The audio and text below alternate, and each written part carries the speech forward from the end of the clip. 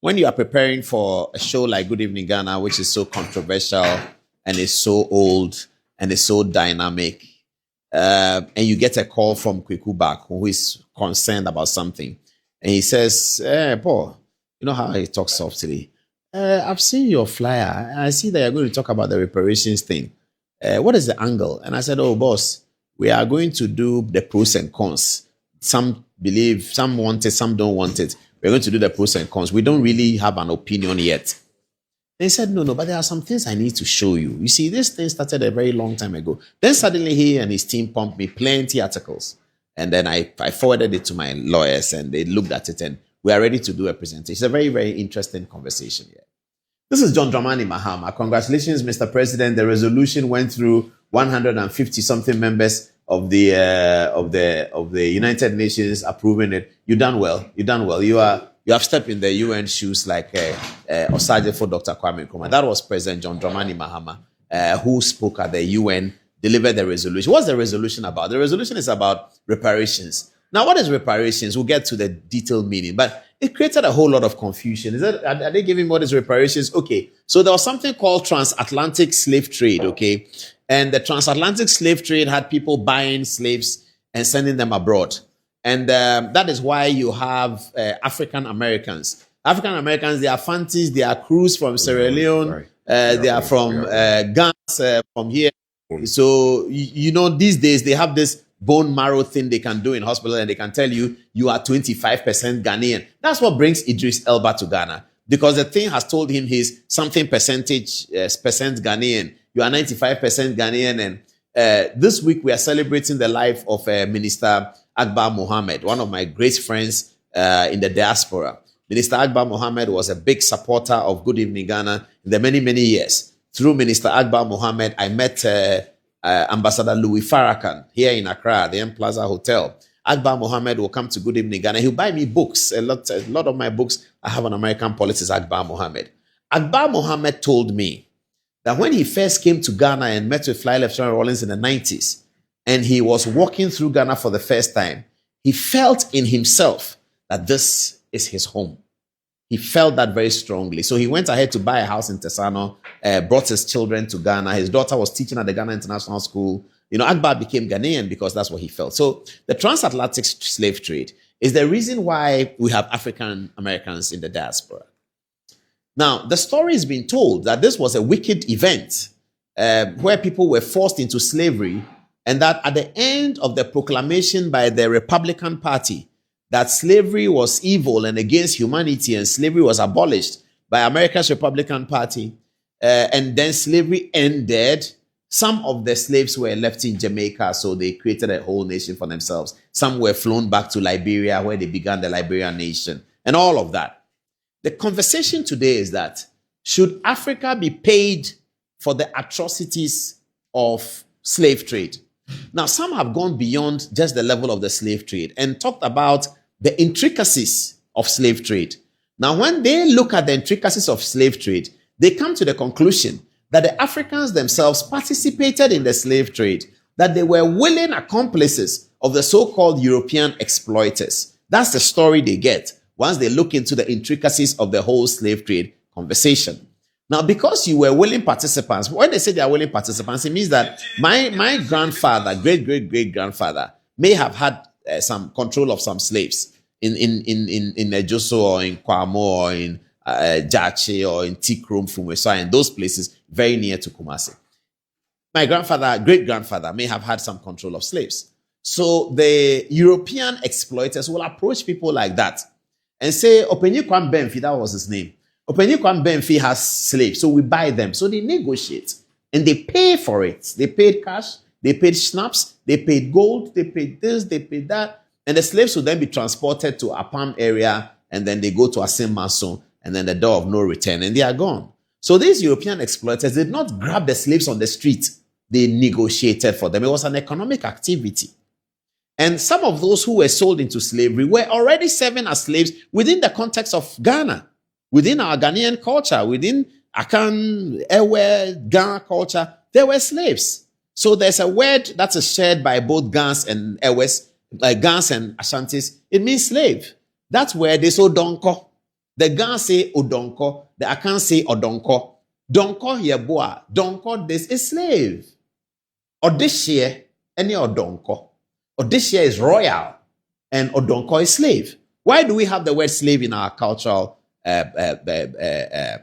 linguistics? It is because it exists. So some of these slaves who were sold were already serving slavery in the context of the African slave owner. So they were African slave lords. And so that's where, when you pinch the intricacies of the slave trade narrative, some people come up and say that, look, you guys forget about it. You were willing participants of that. So this is the whole matter. This has gone on for the last 50 years, and Africans have been talking about reparation. So President Mahama then finally moved the bill at the United Nations, and it got approved. Now, what Kweku Baako is concerned about is the whole narrative that is generated as if this is President Mahama's victory. He thinks that no, it's not. It cannot be. This is historical. It's coming from somewhere. So let's get onto the touch screen and assess that very, very well. So this is ARCC 2023 Accra Reparations Conference, 14th to 17th November. Guess who is there? It is H.E. Musa Mahamat. He is the chairman of the African Union. And then you have H.E. Azal, I can't see the name well. He is also from the African Union. And you have the host president, Nana Addo Dankwa Akufo-Addo, president of the Republic of Ghana.